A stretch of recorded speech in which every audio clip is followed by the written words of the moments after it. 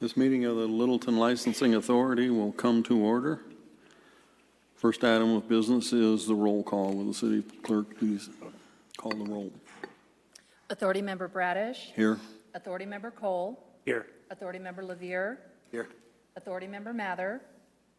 Authority Member Odell. Here. Authority Member Peterson. Authority Member Webb. Here. We do have a quorum, so we can proceed. Next item of business, approval of the agenda. Do I have a motion to approve this agenda? Mr. Chair, I move that we do approve the agenda as presented to the authority this evening. Second. All in favor? Aye. No opposition. The agenda is approved. Next item, approval of minutes for the last two meetings. I'll move that we approve the minutes from the June 11th and July 9th meeting. Approve the certification of the minutes from the June. You're approving the video as the minutes based on the recording secretary's certification. Right. I second the motion. All in favor? Aye. Aye. No opposition. Item of business number 4A, scheduled renewal hearing for Yaya Bistro LLC, doing business as Yaya Bistro, 5641 South Nevada Street. The issue before the authority is to whether to schedule this renewal application for Jaja Bistro for a public hearing. As the authority is aware, generally routine liquor license renewals are handled administratively under Section 3216 of the City Code. However, the licensing authority guidelines allow the city attorney to place the renewal application on the agenda if the city attorneys believe that there's good cause to refuse to renew. The city attorney has placed this application on the agenda for the following reasons: unpaid taxes and failure to file returns in violation of Article 3, Chapter 9 of the City Code. A lien was filed in the Office of the Clerk and Recorder for Arapahoe County in March 2012 for past due taxes, and that lien is in effect for 3 years. As of the last notice of deficiency, the amount due, including taxes, penalties, and interest, was $5,682.84. Since we put together the packet, the applicant has come into the city and provided 3 checks. One dated 8/11 in the amount of $682.84, and then 2 checks that are post-dated to August 29th and September 12th for $2,500 each. So this would bring the applicant's, the licensee's tax bill current. Staff does have concerns with the fact that the checks are post-dated and concerns that the funds would clear, that they're good funds. So my recommendation to the authority is, if they want to schedule a renewal hearing and not approve the application administratively, that we go ahead and set the hearing in October. And if the funds prove to be good funds and those checks clear, we'll vacate that hearing date and go ahead and approve the renewal application administratively. And in the meantime, they would be operating on a license because they've submitted an application for renewal? Correct. Okay. I would be in favor of continuing until October to make sure that the funds clear. I'm sorry, maybe I misunderstood you. You said that they wanted to come before the authority in October? I doubt they want to come before the authority at all. My Well, suggestion. let me rephrase it. The presented motions to the authority suggest September 10th, and I thought I heard you mention October. Right. So normally, if they hadn't paid taxes, the recommendation of staff would be to have the renewal hearing at the September 10th meeting. Because we have post-dated checks, I would not recommend that the authority go ahead and approve the renewal application administratively until we know that the funds are good.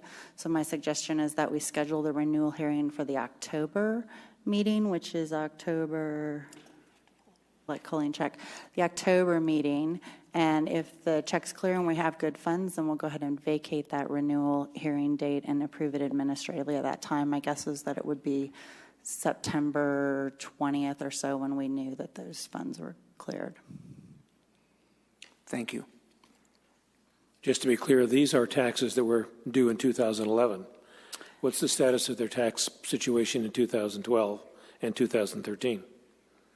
They have been filing intermittent returns.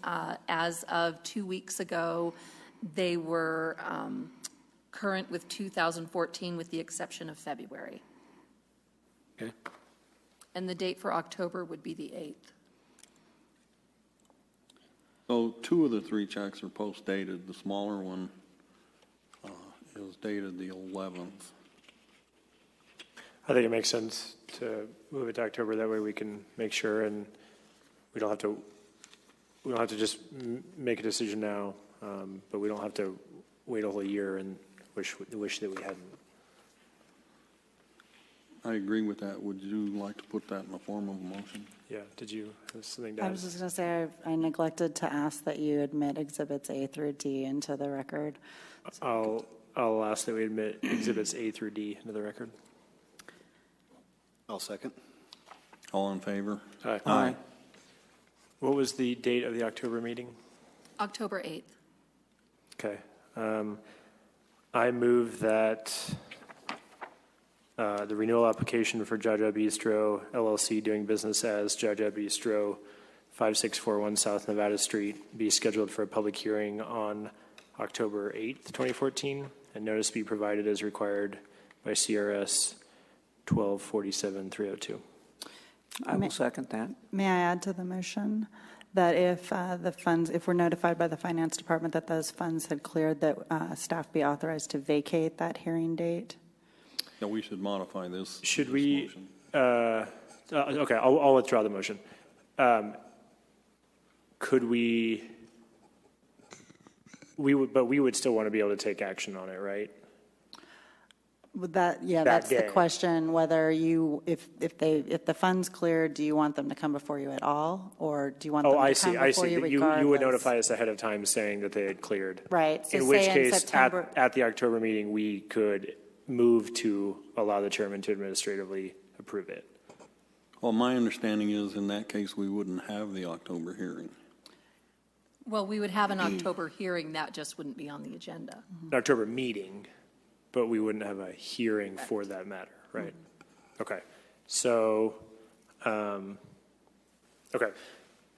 So I'm going to make a motion that the renewal application for Jaja Bistro LLC doing business as Jaja Bistro 5641 South Nevada Street be scheduled for a public hearing on October 8th, 2014, and notice be provided as required by CRS 1247-302, and that should the funds on the 2 post-dated checks be cleared, staff has the ability to notify the applicant that the public hearing would be canceled prior to the October 8th meeting. and that the application would be approved administratively by the chairman at that time. Does the board, would we still want to take a vote on October 8th saying that we? No. No? Okay. No.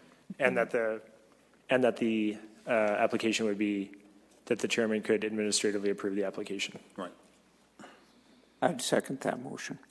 Any discussion? City Clerk, would you poll the authority, please? Authority Member Bradish? Yes. Authority Member Cole? Yes. Authority Member Lavier? Yes. Authority Member Odell? Yes. Authority Member Webb? Yes. Motion carried.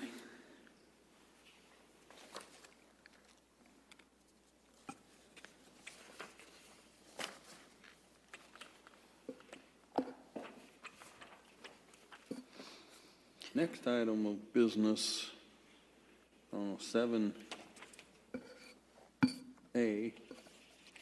consideration of other application and requests for liquor licenses.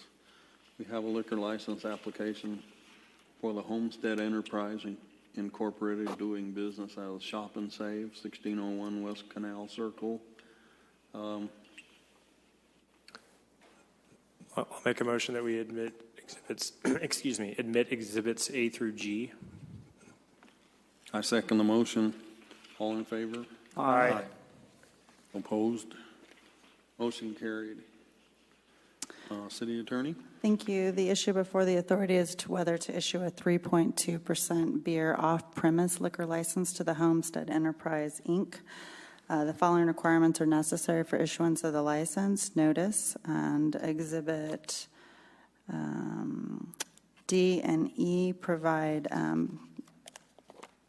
affidavits and proof that notice of the hearing was published and posted in accordance with the Colorado Liquor Code. In terms of possession of the premises, the applicant has submitted a copy of the lease dated January 4, 2010 for your review. The applicant has also submitted a floor plan. Whether existing similar liquor licenses in the designated neighborhood are inadequate to meet the needs and the desires of the neighborhood. I believe the applicant is here to address that. And the character, record, and reputation is also, we need a finding that their character, record, and reputation are satisfactory to the authority. The application is complete and all required documents are in order. Therefore, should the applicant's presentation indicate that the needs of the adult inhabitants of the neighborhood are not now being met, that the desires of the adult inhabitants of the neighborhood are to have this license issued, that existing similar liquor licenses in the designated neighborhood are not adequate, and the applicant is of satisfactory record and reputation, staff would recommend that the authority approve the application.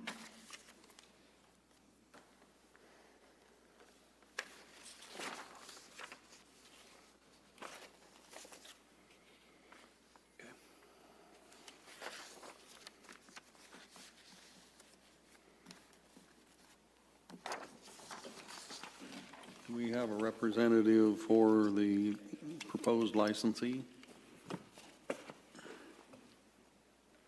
Good evening, sir. Could you state your name, please? Sorry? Could you state your name, please? My name is Akram K. Case. Oh, I need to speak in the microphone. Okay. Thank you. My name is Akram K. Case. It spells A-K-R-A-M. Last name spells K-A-I-S. And are you the licensee? Yes, sir.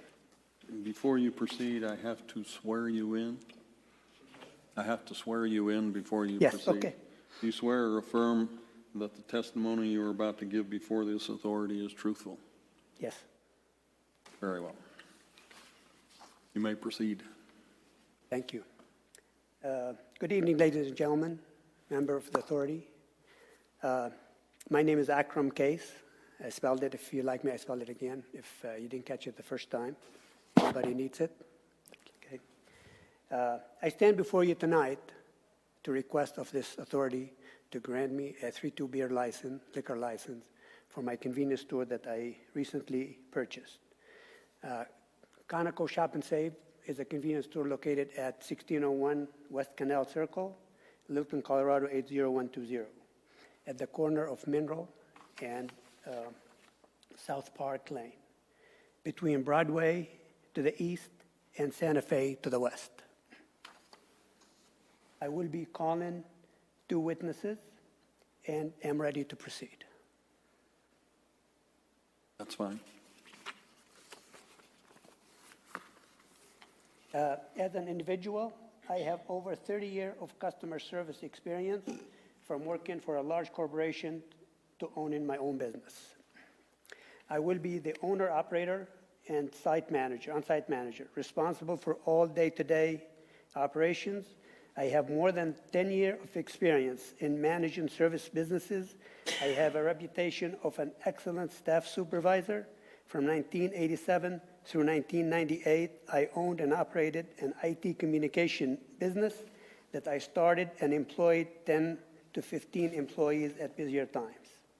I also have over 30-year experience in customer service, support, and training.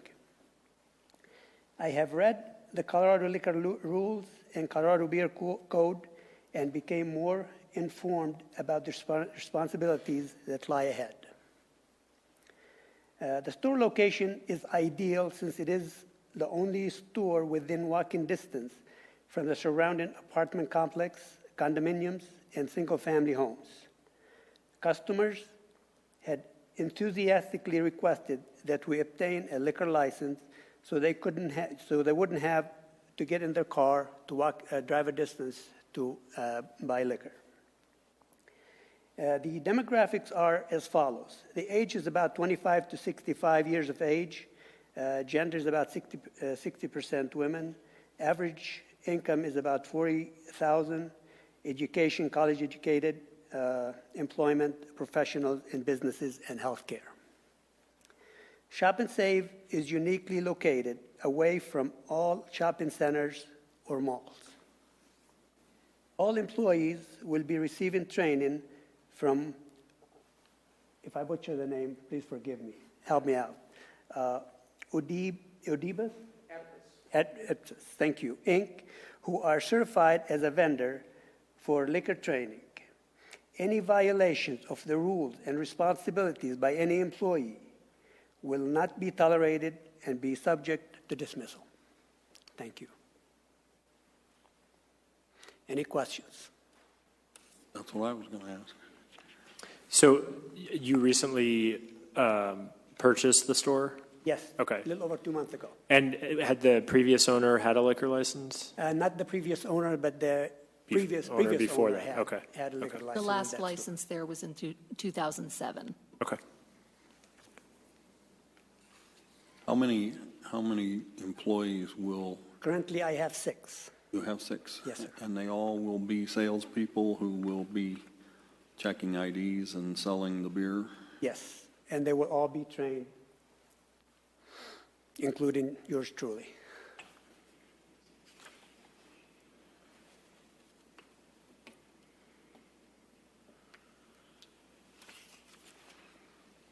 Any further questions for this witness? You want to call your 2 witnesses now? Please.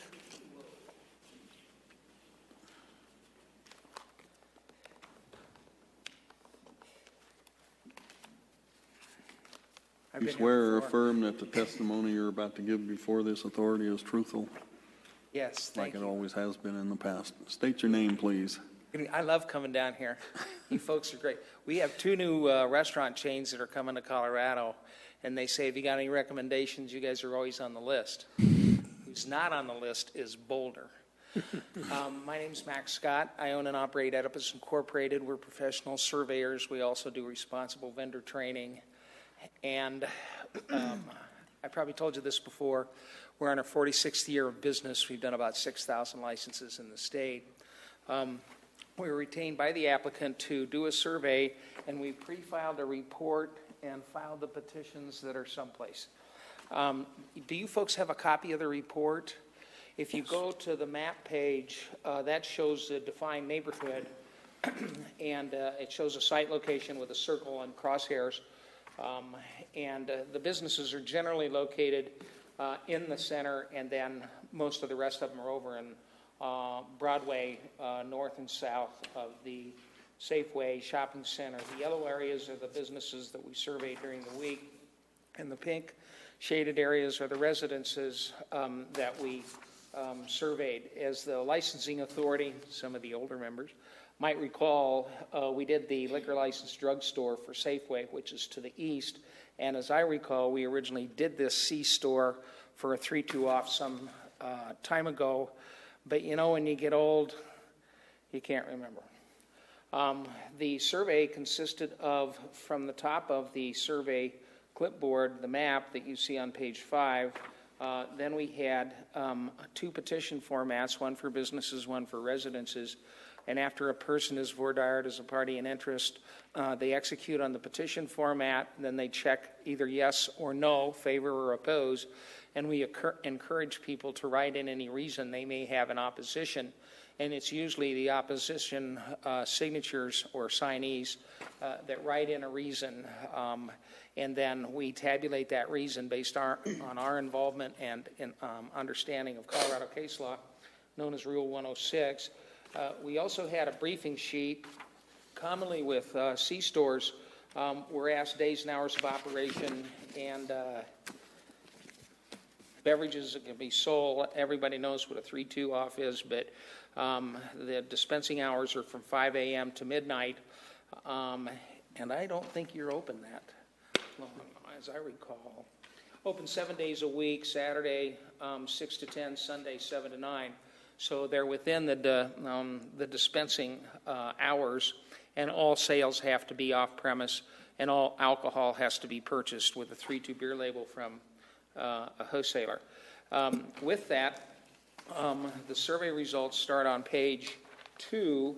Item number 1, I'm reporting to my client that we did what we contracted to do in our agreement letter, and we were paid in advance. Thank you very much. Thank you. Item number 2 on page 2 are how many people are for it or against it for whatever reason. So we have 40 businesses favoring, 0 against. We have 139 residences favoring, 9 against, and those are the people that signed. Sometimes when you voir dire a party in interest, they don't want to sign, but they do want to participate, so we record that by gender and address. And we had 3 who were opposed to the issuance of the license that verbalized that. Then in the breakdown of those who were opposed, we had 4, some kind of a remark, no need, there's enough convenience stores, enough 3-2 in the neighborhood. And we had 5 without any reason whatsoever. So in this survey category, the statistic is, if you round up, 94% favoring the issuance of the license. And then based on our understanding of Colorado case law, as I mentioned before, we eliminated all opposition reasons or lack of reason except for the need, no need, and the statistic is 98% if you round up. The margin of error is slightly below 2%, so you can add it in, subtract it out. Both statistics are well over 50% and show that the needs aren't being served and the license should be granted, or the Supreme Court phrase, needs and desires.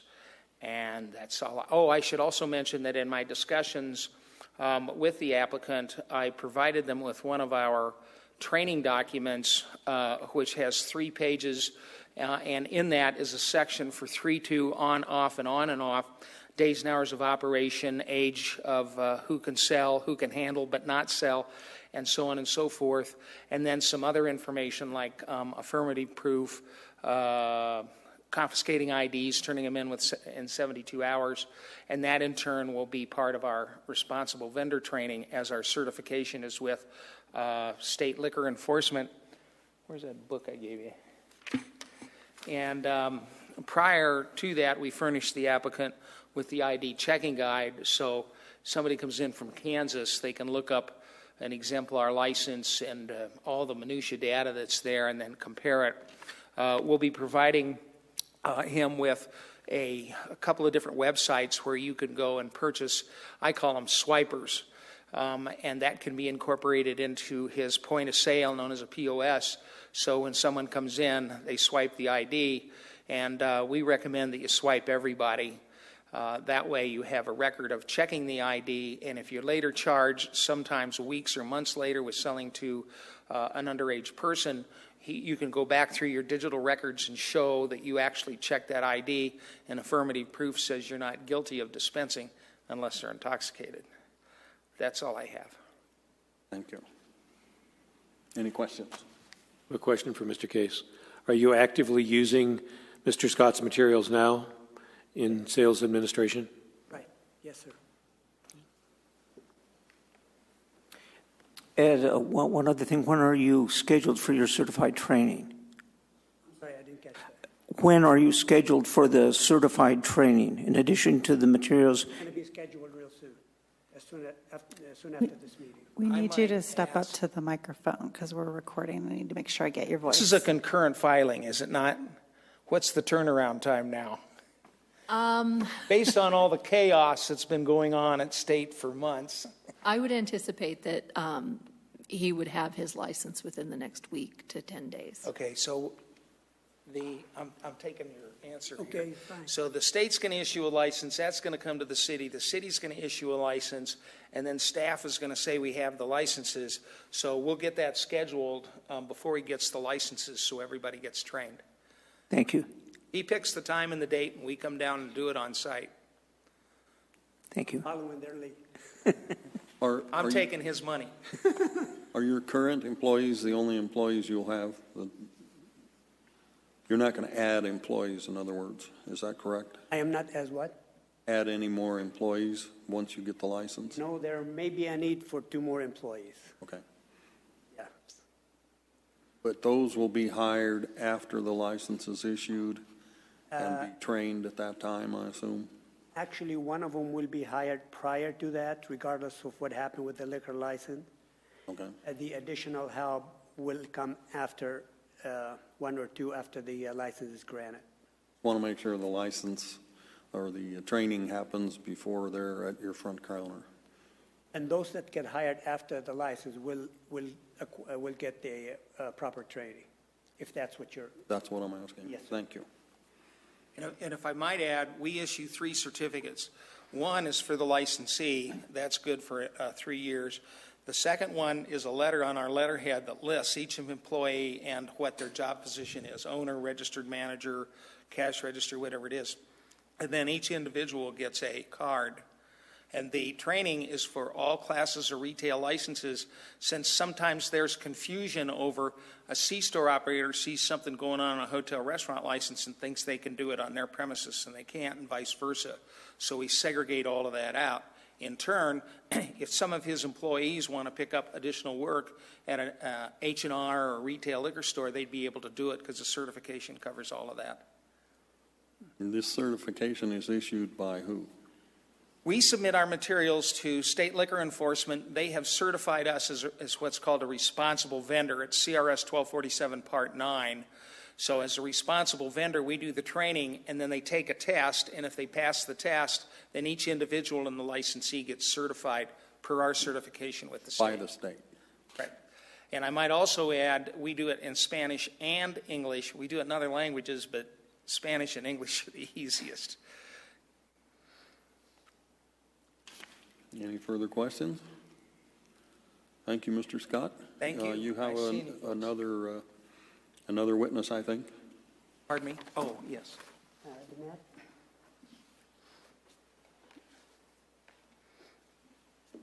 Hi. Danette Geist. Akron asked me to be here. I'm a resident directly across the street in the condos, Pinnacle at Highline. I've lived there for 4 years. He wanted me to express why I think it would be a good idea to have a 3-2 license there. Can I interrupt you for just a second? Oh, I'm sorry. Because you're not an attorney, I have to swear you also. Okay. Swear or affirm that the testimony you're about to give before this authority is truthful. Yes. Thank you. Do I Please need to say proceed. that all over again? Okay. You know, when I first moved in there, I had gone over to, I use that convenience store all the time, and I have gone over there to see if they had liquor, and of course they didn't. There are probably 200 some residents back there that I'm sure could use that convenience to just walk across the street and get 3-2 beer rather than to drive to the store and get it. A lot of older people, families, so it's a lot of responsible people. I couldn't see a lot of kids trying to go in there and, you know, buy it illegally or anything like that. It would just help out. Then have to get in my car and drive up to the liquor store and get it. Thank you. Welcome. Thank you. Questions for this witness?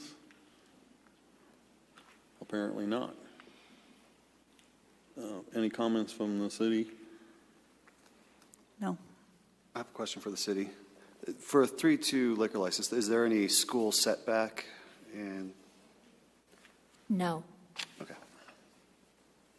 You asked that because there's a daycare center. there's a daycare center within the parking lot, and then Littleton Academy is down the road, but that's probably outside even a 500 or 1,000 foot radius. So, You want me to address that? The 500-foot limit is in the CRS 1247, not 1246. So there's no restriction on 3 beer, except in the city of Lakewood.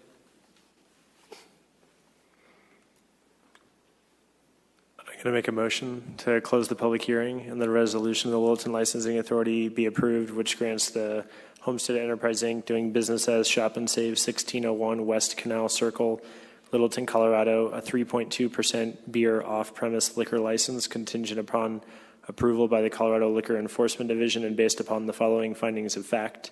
1, that the notice of the hearing was properly posted and published. 2, that the applicant has possession of the premise and the premise are suitable for the requested license. 3, that the needs of the neighborhood are not now being met. 4, that it is the desire of the adult inhabitants of the neighborhood that the license be issued. 5, that existing similar liquor licenses in the designated neighborhood are not adequate. And 6, that the applicant is a person of good moral character, record, and reputation. I will second the motion. Motion and seconded. Would the city clerk please poll the authority? Authority Member Bradish? Yes. Authority Member Cole? Yes. Authority Member Lavier? Yes. Authority Member Odell? Yes. Authority Member Webb? Yes. Motion is carried. Your license is approved. Congratulations. Thank you, gentlemen. Very good ladies. presentation.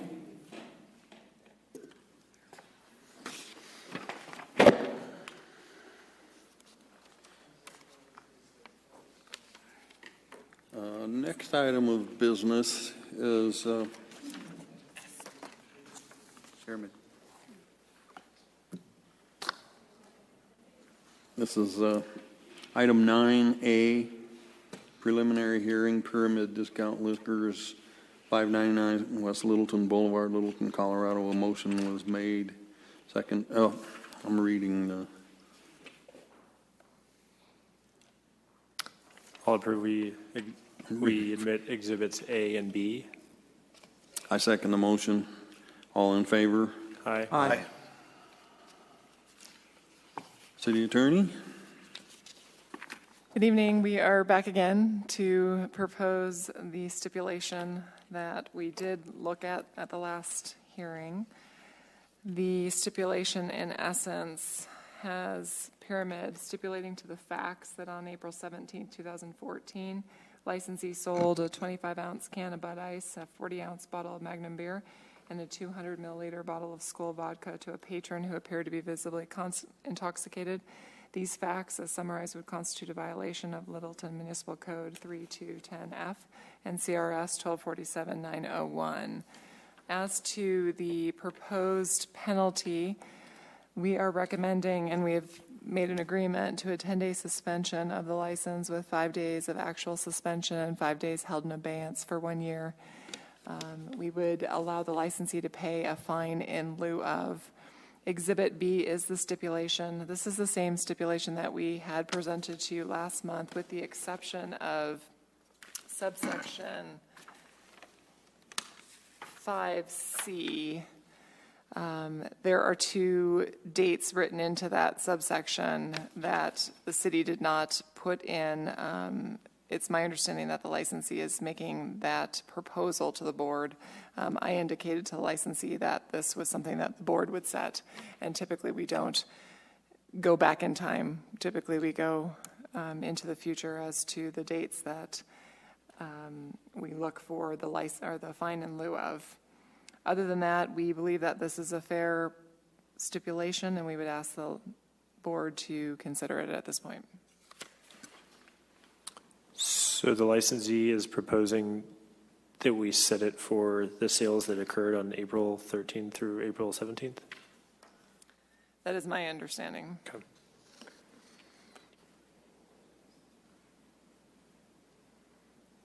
Is that a Monday through Friday? I don't have a calendar. Is that a Monday through Friday series of dates, or is that over a weekend?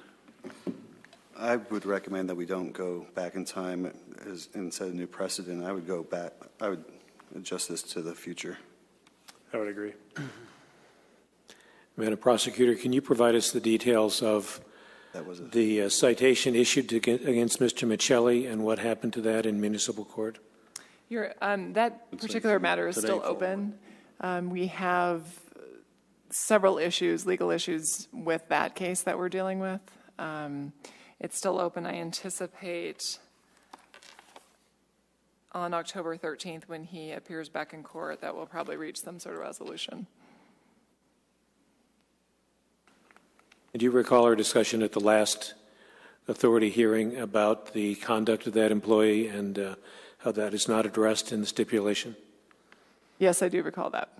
And has there been any further discussion with the licensee or his attorney as to how to remedy the further conduct of employees as police officers are pursuing their lawful duties in that establishment?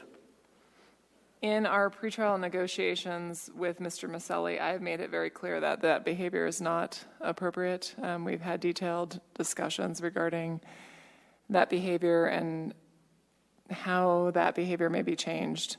That was me making statements. I'm not sure if there has been any sort of plan at this point as to how Mr. Maselli will curb that type of behavior in the future.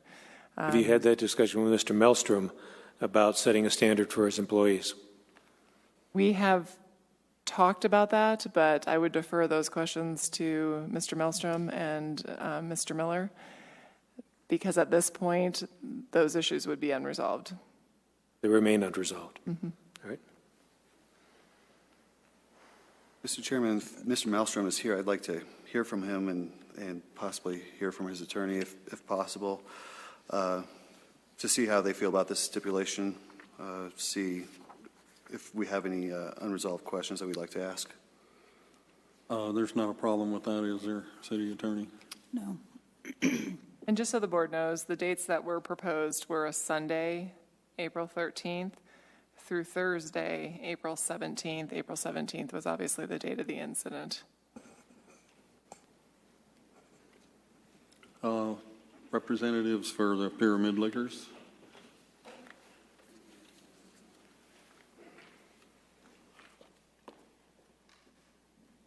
Good evening, members of the authority. I'm Christopher Forrest, registration number 23185 from the law firm of Miller and Steyert, representing Mr. Maelstrom and Pyramid Discount Liquors, the licensee. I want to start off by assuring you that our client has taken this situation extremely seriously, and it's been very, very difficult for us from a number of perspectives. One thing that I think is important for the board to understand, and I'll talk about Mr. Maselli in a moment, but I'd like to first talk about Mr. Gash, who is the patron who was sold alcohol that night. We believe, based upon lengthy experience with him as a prior patron of Pyramid, that he has a severe disability, which manifests itself in behavior that could be misinterpreted as intoxication, that he has a staggered gait and slurred speech from a physical disability at all times, and that behavior and that physical manifestation of his has been consistent every time that he's purchased liquor at the store. We tried desperately to find Mr. Gash because we thought it would be very important for this board to hear from him, to see him, to observe his physical condition, and to understand that he may look intoxicated even if he's not, because that's just the way that he is physically. We hired an investigator who was highly experienced in finding people who located several places where we believe he had lived, including addresses that he'd given the Pyramid staff, and we can't find him. We believe we're not going to be able to find him, and we suspect that he is afraid and he does not understand why we're trying to find him, and he thinks he's in trouble, and he's frankly hiding from us. So that's been a very difficult thing. From an evidentiary perspective, we thought it would be important to bring him in and to have people understand how he looks. Setting that aside, we believe this is an appropriate stipulation to address this situation. And we understand that you have seen the results of a breathalyzer test that was taken at the time, and we understand that evidence has already been put before you. We'll talk about Mr. Maselli for a minute. I've spent some time over the last few weeks talking to him, and he's really quite an interesting young man. He is a recent graduate of University of Denver, a political science program. He just graduated with a 3.7 GPA on a full scholarship. But he has his own disability. He has a serious neurological condition, and it's a long name. I'll have to apologize. It is Charcot-Marie-Tooth syndrome, and it's a neurological syndrome that creates severe issues with your musculature and with your nervous system in general. He's a very bright young man, but he's also, frankly, a little brash. I think that his neurological condition really eliminates his ability to have a filter when he's dealing with folks. And we have counseled him, and to her credit, the city attorney has tried to counsel him that the behavior that he engaged in with this police officer was inappropriate and was not a good thing for him, was not a good thing for the store. But it's really interesting how this happened, in that the police got a call from a citizen who said there's a man who looks like he's drunk on the street corner. And they came up and saw him and observed him, and then waited for him to go into the store and watched him pick up several bottles of alcohol and walk up to the counter. The officers then stood at the counter and watched in full view of Mr. Michelli, who knew that there was a police officer standing there, and watched the sale occur. It wasn't as if they were sitting in the street and watched this guy come out of the store stumbling out with alcohol in his hands. They actually observed him and his condition the whole time he was in the store. But Mr. Michelli was fully aware that there were law enforcement officers there, because this was the way Mr. Gash always looked. And so in Mr. Michelli's eyes, he wasn't anything out of the normal. We don't believe these police officers had any prior experience contacting Mr. Gash or knew that he had a physical condition that may have made him look like he was intoxicated. So it's kind of a tough situation for a liquor store owner when you have people who come in who may be disabled, who may look like they're intoxicated and may not be. It certainly raises some difficult issues from a federal and state law perspective as far as discriminating against people with disabilities in a public place. Setting that aside, we really assessed this case. We assessed our ability to defend it and made a very serious decision that the appropriate thing to do was to accept a stipulation and to provide this board with as much assurance as we can that we will try and deal with situations like this better in the future. We have never had a prior allegation of service to an intoxicated person, and we do, because of the location of the store, we do have a significant number of handicapped people in the community that we serve. So that is a bit of a challenge, but none of this is meant as a justification for what we're stipulating to. I just want this authority to understand that there's perhaps a little bit more gray in the underlying act of what happened. As far as Mr. Michelli's behavior, having spent a bunch of time with him over the last few weeks, he really doesn't have a filter. We hope that's something that we can help him with. He's been a very good employee. He's never had an issue with a customer. I think that he was, frankly, shocked that he was charged with a municipal code violation for doing something that he willingly did right in front of an officer because he believed he was right and he didn't believe Mr. Gash was intoxicated. But that's no excuse for how far he went as far as his communications with the officer. He has been counseled about that. I hope that you would understand that we're in somewhat of a delicate position because we have an employee who likely has a disability, and that makes things complicated from a disciplinary perspective. But he has been counseled. About half of our people are TIPS trained right now. Everybody else is going to be TIPS trained in the next few weeks. And again, this is a very, Mr. Maelstrom is takes this very seriously and is a responsible liquor store owner and intends on making sure this doesn't ever happen again. Kurt, would you like to add anything? If they want me to, sure. Absolutely. I'm sorry, do you have any questions for me? Yeah, if Mr. Gash were to come in down the road, would you serve him Would the establishment serve him? No, as a matter of fact, out of an abundance of caution, and even though it frankly raises the risk that it looks like we may be discriminating against a disabled person, our policy now is if he comes back, he's not going to be allowed to patronize the store. It's just too much of a risk for us to be able to look at him, and we're lay people. We can't read a BAC.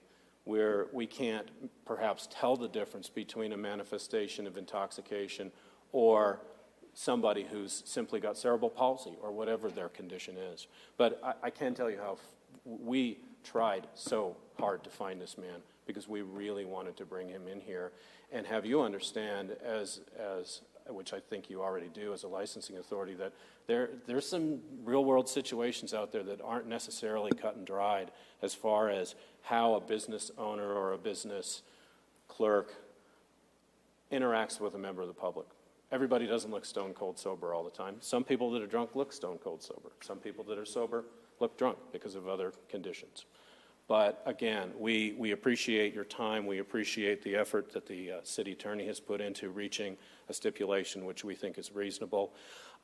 We proposed the range of dates based on the logic that was the time of the infraction. If the authority wants to propose some other dates, we're certainly happy to discuss that with you. Has the current licensee had any violations in the past? I don't remember if that came up before. It's been a long time. Yes, there was a prior. In 2009, it was a sale to a minor. January 14th, 2009, probable cause was found. On February 11th, 2009, a violation was found. It was a compliance check. 1 day suspension, 1 day held in abeyance for a year. It looks like prior to that, there was nothing since 1999. And that particular case, it looks like probable cause was found, but at the show cause hearing, the charges were dismissed. And there's never been a charge based on service to a visibly intoxicated person. And it looks like the licensee has had a license since 1990, according to my records. I would like to add that this particular owner has been in business for a number of years. As we can see, an absence of violations popping up all of the time. From my experience as authority member, he has taken his responsibility and his license very seriously, noting the last violation, a sale of a minor, I believe. After that, there was the purchase of, I think, even the more expensive machines on the swiping so that they would make sure that that kind of incident did not take place again. So, again, in regard to the last violation, it was addressed seriously by the ownership. And as far as the IDs go, we have actually instituted a 100% policy of IDs no matter what the age of the person. So that's something that has been that's being implemented right now. If we were to accept the stipulation with dates in the future, which as I know at least a couple of us have expressed would be our desire, are there days of the week that would be preferable?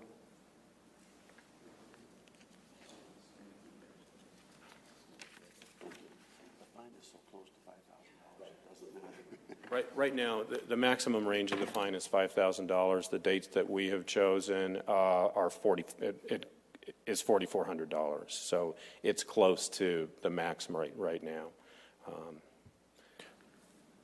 But I mean, you mean the receipts from those days? Yes. So what I'm saying, and I can't speak for everyone, but I know personally our practice has been to set dates in the future. And so I'm saying if we were to set a date in the future, we often ask, that doesn't necessarily mean that we grant it, but we ask the licensee, are there days of the week, for example, I know a Friday is probably a very high volume day, so if we were to look at days in the future, are there days of the week that you would prefer to have the fine? I think a Sunday through Thursday is typically best for us. Okay. You were concerned with going back to set the dates. Would you like to discuss that right now? Yeah, I'm just happy to go forward because I don't want there to appear to be any kind of discrimination or favoritism based on knowing what the dollar amounts are. So I like going forward because we don't know if it'll be a high volume day or a low volume day. It's just impartial. Obviously, we know that weekends are more high volume than weekdays, and we use that as our judgment for how we feel about a certain situation sometimes. I agree. I think it's best to continue what has been our practice, which should be to set them for future days. I don't have a problem with that. Do either of you have a suggestion from which dates to use? Would it be in August or in September? 30 days out? At least 30 days from today. Yes. I mean, I'm fine with the Sunday through Thursday concept. September 14th through the 18th would be dates that would be soonest and meet the criteria we established. For my fellow authority members, does anyone feel the stipulation is overly harsh or underly harsh? Does it need to be I think the altered? stipulation, the penalty stipulate as a result of the stipulation is reasonable. I think it's adequate considering the licensee's previous record. And 10 days is a very reasonable suspension time. So I'm on board with that. I would agree. Forrest, I'd like to hear from your client. I'm more concerned with the attitude of not only Mr. Maselli, putting that aside. Every police officer that walks through the door of Pyramid, is he going to be subject now to sarcastic remarks and an interference with his ability to do his job? Has Mr. Mellstrom talked to his employees about allowing the police officers to do compliance checks and perform their duties? Absolutely. And there's never been a prior incident, and everybody's been counseled very strictly about having good public relations with law enforcement. I would like to hear from the owner about that.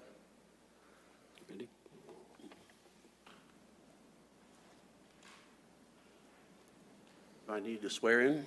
Yes, you do. All right. Do you swear or affirm that the testimony you are about to give before this authority is truthful?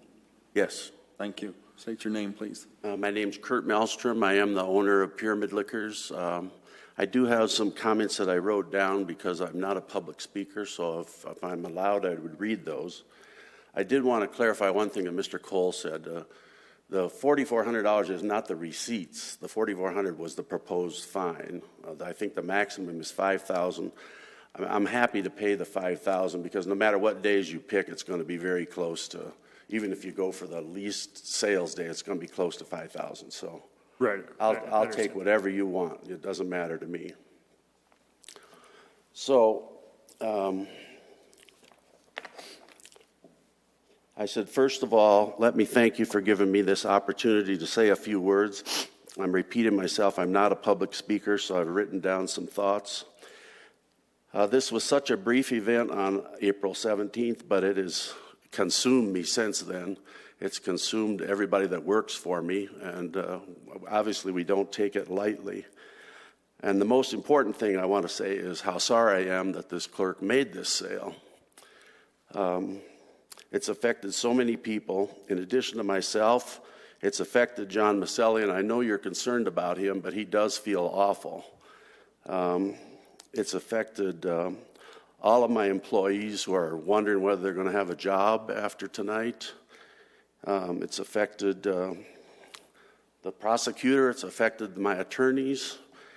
And all I can say is I've been in business for 44 years in the liquor business. We've never had an occurrence like this before. But I realize the business I'm in is a high-risk business, and things happen all the time. They happen very fast. You have to make a decision right then and there, and, you know, we do. And apparently we made the wrong decision here. So I want to apologize to the authority as well for having to spend your time on this. I know you're all volunteers and you're making an effort to make Littleton a more decent place to live. And I really do thank you for your time and your efforts. But I want you to know also that John Maselli did not make this sale in bad faith. I wasn't going to bring it up, but like the attorney said, the policemen were all standing right there, and he felt he was doing the proper thing. So apparently he wasn't. So he's been told by myself, he's been told by my attorneys, he's been told by the prosecutor how wrong his behavior is. Whether it's registered or not, I can't guarantee you. Some people say, well, why don't you just get rid of him? And I've thought about that. But all the employees I have are these graduate students from the University of Denver, obviously very bright. They pick things up so quickly. And John is a notch above the rest as far as intelligence, believe me. But he made a mistake here. And if I fired him, I thought, well, what if we're going to need him in a public hearing? He won't come. So I thought, I think I should reserve that judgment for later. I've observed him since then. He's been wonderful. That's all I can tell you. And so I have agreed to accept this punishment. And although I've done that, I want to take a more proactive approach. Chris already mentioned that the very next day we told Mr. Gash that he was no longer welcome in Pyramid Liquors. It was hard for us to say that. It was hard for him to accept. In fact, he didn't accept. He kept coming back for a few days, just didn't quite understand what was going on. But we just told him, we can't sell to you. And now he has kind of disappeared. In addition, I have some software which we haven't used prior to this that requires that we enter the date of birth on each sale. Now, that's not in effect with a visibly intoxicated person, but I thought it was a good thing to do. We've never done that before. Now, every sale is going to require the entrance of a date of birth. So, you got the two separate things, the underage and the visibly intoxicated. If we miss on an underage, that's shame on us because it's right there. You have to enter the date of birth. If you enter something that says they're under 21, the bells are going to go off and say, don't make the sale. Visibly intoxicated, totally different matter. This will be activated for sales of alcohol, cigarettes, and lottery.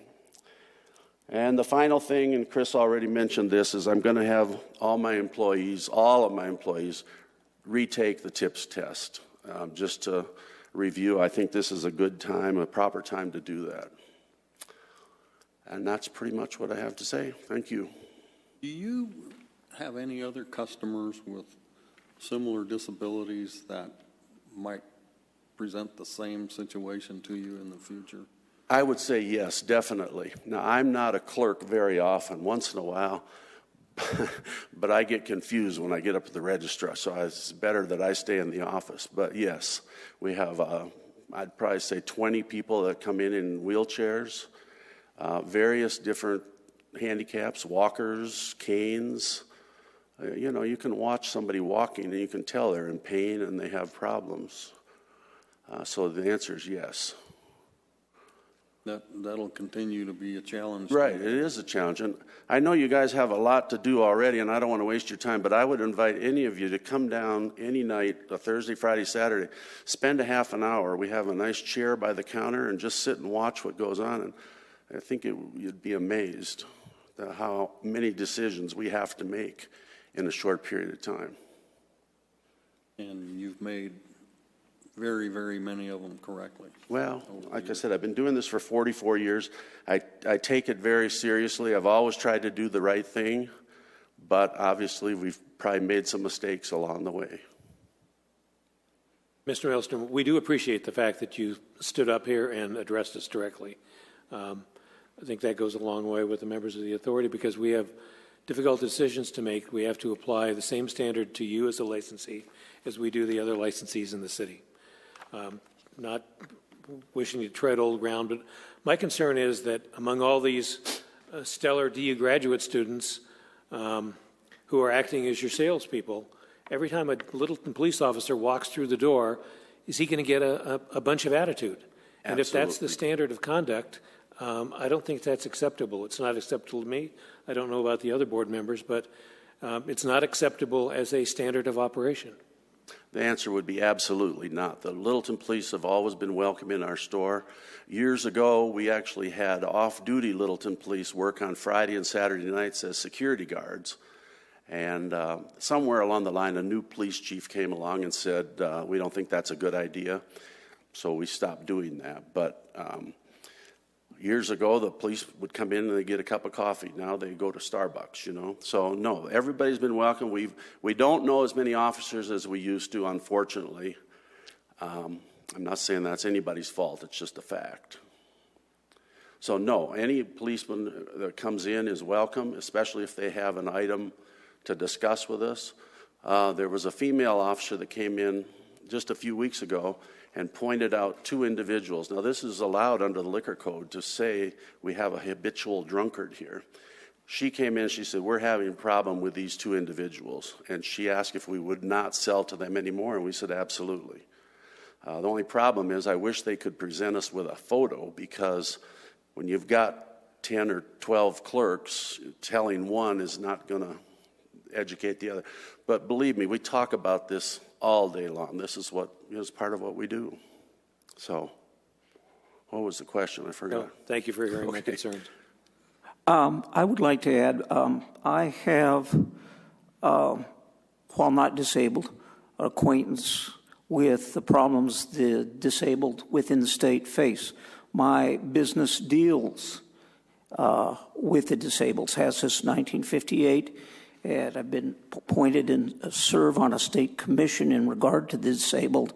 And oftentimes, disabled individuals are discriminated against because individuals or businesses do not understand that disability and what that disability appears to represent when it does not represent that at all. So I applaud you for actually having served this individual up to now, because it was not his fault that he has this appearance.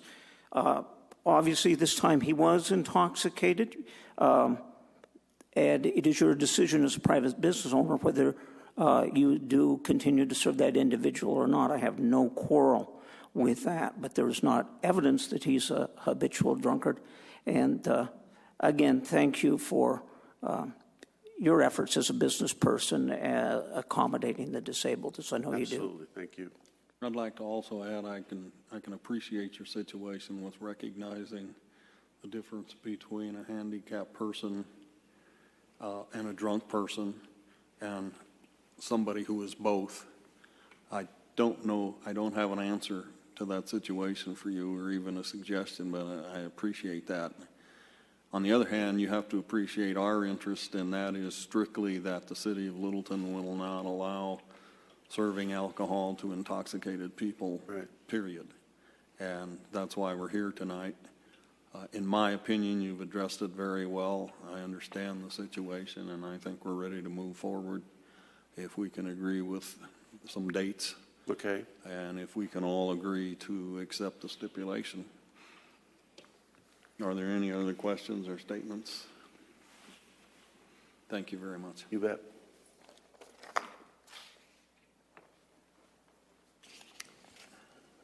What were the dates that you had? You said September 14th? September 14th through the 18th is what? Would be a Sunday through Thursday. I'll move to approve the stipulation agreement and order between the city prosecutor and the licensee, which is Exhibit B tonight. In Section 5C of the stipulation, the period of proposed suspension for purposes of calculating the fine in lieu of suspension shall be September 14th, 2014 through September 18th, 2014. The show cause hearing date originally scheduled for September 10th, 2014 is hereby vacated. I will second that. Any discussion? Will the city clerk poll the authority, please? Authority Member Bradish? Yes. Authority Member Cole? Yes. Authority Member Levere? Yes. Authority Member Odell? Yes. Authority Member Webb? Yes. The motion is carried. The stipulation is approved. The city will work together with the licensee to work out the details. Thank you very much. Thank you for your time. Good luck. Hope it's a long time before we see you again.